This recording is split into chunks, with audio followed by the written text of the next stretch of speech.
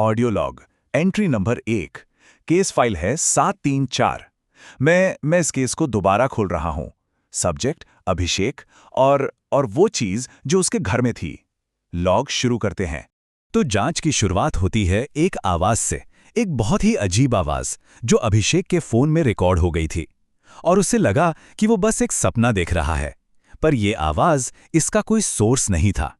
ठीक है, तो सेक्शन 1, पहली घटना। यहीं से अभिषेक की जिंदगी का वो सबसे भयानक दौर शुरू हुआ। अभिषेक ने हिम्मत तो की, उससे पूछा भी, तुम हो कौन? लेकिन जो जवाब मिला वो कोई धमकी नहीं थी, नहीं, वो एक दावा था। मैं वो हूं जिसे तुमने अपनी मर्जी से घर लाया है। मतलब जैसे वो कोई अनजान घुसपैठिया नहीं, बल्कि कुछ ऐसा था जिसे अभिषेक खुद अपनी मर्जी से घर लेकर आया था। ये बहुत ही ज्यादा परेशान करने वाली बात थी। और फिर माहौल बदलने लगा। अचानक से कमरे का टेम्परेचर गिरा, लाइटें वो टिमटिमाने लगीं। अभिषेक ने बताया कि उसे लगा जैसे वो अकेला नहीं है, कि कमरे में कई परछाइयां हैं। आप ही बताइए, ये सपना कैसे हो सकता है? और फिर अचानक सब नॉर्मल हो गया। अभिषेक की आंख खुली तो वो अपने बिस्तर पर था, पसीने से लथपथ। उसने खुद को तसल्ली दी कि अरे, ये तो बस एक बुरा सपना था। काश ये सच में सिर्फ एक सपना होता। लेकिन सुबह जब हुई तो एक ऐसा सबूत सामने आया जिसने सपने वाली थियरी को हमेशा के लिए खत्म कर दिया।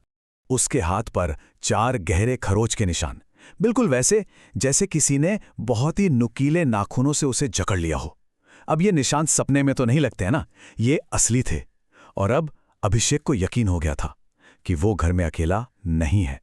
अब जाहिर है वो घबरा गया, भागा एक स्थानीय पंडित जी के पास गया। शायद कोई लॉजिकल जवाब मिल जाए। लेकिन वहां जो सुनने को मिला, उसने तो उसके पैरों तले जमीन ही खिसका दी। पंडित जी ने उसे बताया कि ये एक प्रेत आत्मा है, मतलब एक ऐसी आत्मा जो बदला लेने के लिए, किसी अधूरे काम के लिए इस दुनिया में फंसी हुई है। और वो आत्मा अभिषेक की पत्नी नेहा के शरीर के अंदर थी। और इसका मकसद सिर्फ एक बदला, एक पुराना पुश्तैनी श्राप।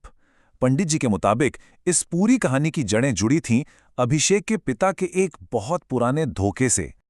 Okay, section 3। अब यहां से चीजें बहुत तेजी से और बहुत बुरी तरह बिगड़ी। जब अभिषेक पंडित जी से मिलकर घर लौटा तो वो जगह अब उसका घर नहीं लग रही थी, वो एक दहशत का घर बन चुका था। रिपोर्ट के मुताबिक घर में घुसते ही एक अजीब सड़ी हुई सी बदबू आई। दीवारों पर खून जैसे गहरे अजीब धब्बे थे। हवा में एक भारीपन था, जैसे कोई लगातार उसे घूर रहा हो। मतलब सीन पूरी तरह से कंटेमिनेटेड था। उस भयानक माहौल में उसने अपनी मां को आवाज लगाई। उसकी आवाज में डर साफ था, जैसे कोई बच्चा अंधेरे में अपनी मां को ढूंढ रहा हो। लेकिन कोई जवाब नहीं आया, सिर्फ एक डरावनी, कान फाड़ देने वाली खामोशी। ऐसा लगा जैसे घर बिल्कुल खाली हो और वो वहां बिल्कुल अकेला था। और फिर उसने अपनी मां को देखा। वो एक कुर्सी पर बैठी थी, उनकी आंखें खुली थीं, बिल्कुल खाली, बस सामने घूर रही थीं। वो सांस नहीं ले रही थी, वो जिंदा नहीं थी। सेक्शन 4, आखिरी आमना सामना। अपनी मां की लाश के सामने अभिषेक अकेला नहीं था। वो चीज उसी कमरे में मौजूद थी। हाँ, वो नेहा का शरीर था, पर अंदर नेहा नहीं थी। अभिषेक के बयान के मुताबिक उसका चेहरा बिगड़ चुका था, जैसे किसी ने उसे फाड़ दिया हो। उसकी आंखों से खून नहीं, कुछ काला काला बह रहा था। वो उसकी पत्नी का एक बहुत ही भयानक बिगड़ा हुआ रूप थी। और फिर उस चीज ने बात की। अभिषेक ने बताया कि आवाज ऐसी थी जैसे कई सारी आवाजें एक साथ मिल गई हों, एक खुरदुरी गैर इंसानी आवाज। और उसने कहा, एक खत्म हो गई, अब तुम्हारी बारी है। अभिषेक भागा, जान बचाने के लिए भागा। लेकिन जैसे ही वो दरवाजे तक पहुंचा, दरवाजा जोर से अपने आप बंद हो गया। कोई हवा नहीं थी, कुछ नहीं। उसे ट्रैप कर लिया गया था।